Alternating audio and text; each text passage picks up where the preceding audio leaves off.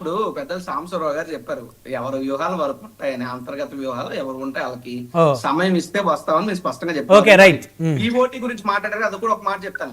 విశాఖపట్నంలో నేను పూర్వం జిల్లా గ్రంథాలయ సంస్థ చైర్మన్ గా పనిచేసిన కాబట్టి నాకు అవగాహన ఉంది కాబట్టి చెప్తున్నా. 100 కోట్లు విలువ చేస్తాం ఒక ఎకరం జగదాంబ జంక్షన్ లో.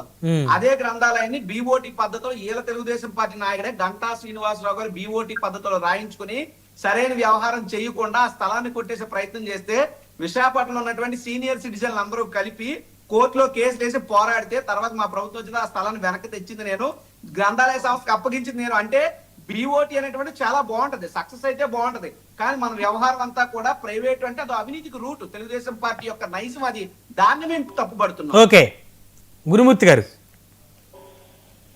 ఇప్పుడు మేము ఖచ్చితంగా, ఎందుకంటే వాళ్ళ కర్ణాటక గానీ యూపీలో గానీ ఇదే పద్ధతిలో చాలా త్వరితగతిన కాలేజీలు నిర్మాణం చేశారు.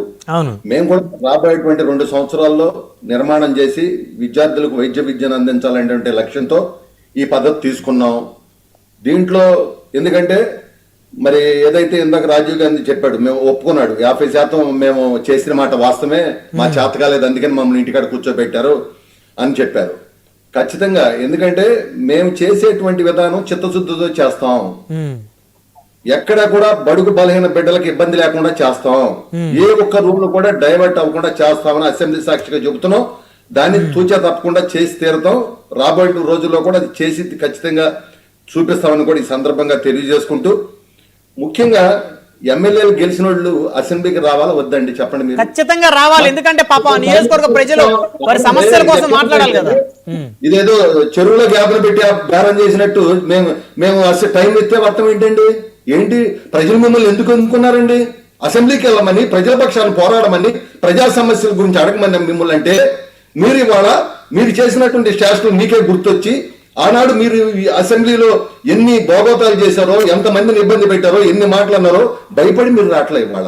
ఇవాళ భయపడి ప్రజల యొక్క పక్షాన మాట్లాడేసిన గొంతుల్ని బయట కూర్చుని ఏదేదో నాటకాలు ఆడితే ప్రజలు నమ్మేటువంటి పరిస్థితులు లేరు. ఇందాక మీరు చెప్పారు, ఆ రోజు జయప్రకాష్ నారాయణ గారు కావచ్చు, గౌతుల అచ్చన్న గారు కావచ్చు, జయపాల్ రెడ్డి గారు కావచ్చు, వెంకయ్య నాయుడు గారు కావచ్చు, ఎంతో మంది, అదేవిధంగా మళ్ళీ నర్రా రాఘవరెడ్డి గారు, వాళ్ళందరూ కూడా, అదేవిధంగా కిషన్ రెడ్డి గారు బీజేపీ తరఫున ఒక్కడే ఉండేవాళ్ళు. మరి వాళ్ళందరూ కూడా మా టైం ఇవ్వలేదండి. ఆ రోజున అసెంబ్లీ స్పీకర్ గారు వాళ్ళు మాట్లాడలేదా? బ్రహ్మాండంగా మాట్లాడేవాళ్ళు. ఇవాళ వీళ్ళకి భయం వేసి రాకుండా ఇవాళ మా మీద మమ్మల్ని ఏదో నిందితే దానివల్ల ఉపయోగం లేదు. ప్రజలకు తెలుసు వీళ్ళు కేవలం వీళ్ళు భయపడి రావట్లేదు అనేది ఇవాళ ప్రజలు అనుకుంటున్నారు.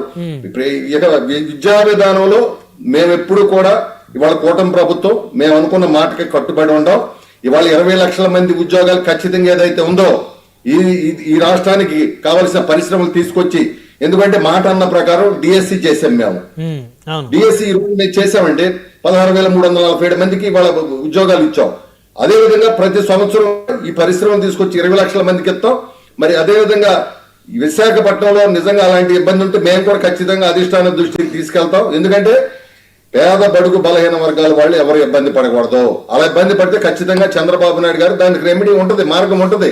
మరి ఇప్పుడు ఆ రోజున మరి పల్లా శ్రీనివాసరావు గారి బిల్డింగ్ ని ఆ విధంగా కూల్చేసి ఎందుకు కూల్చారండి?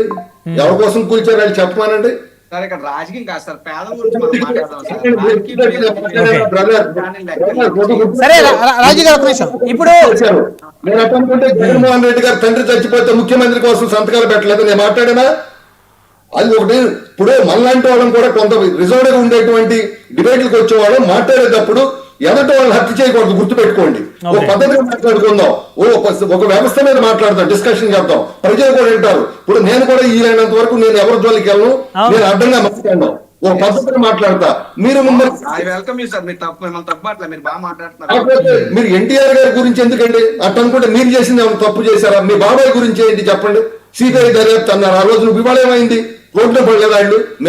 ఇప్పుడు అవన్నీ చెప్పుకున్నాం కదా, ఎందుకు ఎవరి మైనస్లు వరకు ఉన్నాయండి, అవన్నీ కాదు. ప్రజా సమస్యల గురించి మనం మాట్లాడుకుందాం. వ్యక్తిగతంగా ఫ్యామిలీలో కొన్ని ఇబ్బందులు కొంతమందికి వచ్చాయి, కొన్ని జరిగాయి, కొన్ని కేసుల్లో నడుస్తూ ఉన్నాయి. సో ఇక రోజు వాటి గురించి మాట్లాడుకుంటే మన సమయం కూడా విలువైన సమయం. ఇవాళ రాష్ట్రం ఉన్న పరిస్థితులను దృష్టిలో పెట్టుకుని ఈ వైద్య విద్యను పేద బడుగు పిల్లలకు అందించాలని, త్వరితగతిని అందించాలనేది ఈ రోజున కూటమి ప్రభుత్వం ఆలోచన చేస్తుంది. ఖచ్చితంగా ఎక్కడ కూడా రూల్స్ మరి పక్కకి పెట్టకుండా విద్యార్థులకు ఇబ్బంది లేకుండా ఈ విధానాన్ని తీసుకొస్తాం. ఎందుకంటే వాళ్ళ నేషనల్ హైవేస్ ఉండే జాతీయ సంపద, ఇది కూడా ఇంత రాష్ట్ర సంపద. కంక్లూడ్ చేయండి సార్. కాబట్టి ఈ విషయాల్లో, ఎందుకంటే మీరు గతంలో గంగవరం పోర్ట్ ని ప్రైవేటీకరించినప్పుడు మరి ఆ రోజు చేయలేదా? అదే విశాఖ మరి ఉక్కుని చేస్తున్నప్పుడు ఆ రోజు ఇవాళ మేము అధికారంలో వచ్చిన తర్వాత దాన్ని ఆపిన మాట వాస్తవం కాదా? ఇవాళ మేము కూడా ఖచ్చితంగా ఈ రాష్ట్రానికి సంబంధించినటువంటి ఏదైతే ఉందో ఈ మెడికల్ విషయంలో కానివ్వండి, ఇతర విషయాల్లో కానివ్వండి, మేము అనుకున్న మాట ప్రకారం ఎవరికి ఇబ్బంది లేకుండా ఈ ప్రభుత్వం కట్టుబడి ఉందనేది మీ ద్వారా నేను క్లియర్ తెలియజేస్తా ఉన్నాను. సాంబశివరావు గారు, సో మీరు కంక్లూజన్ సార్ ఫైనల్ గా. సో మొత్తానికి ఈ PPP పద్ధతి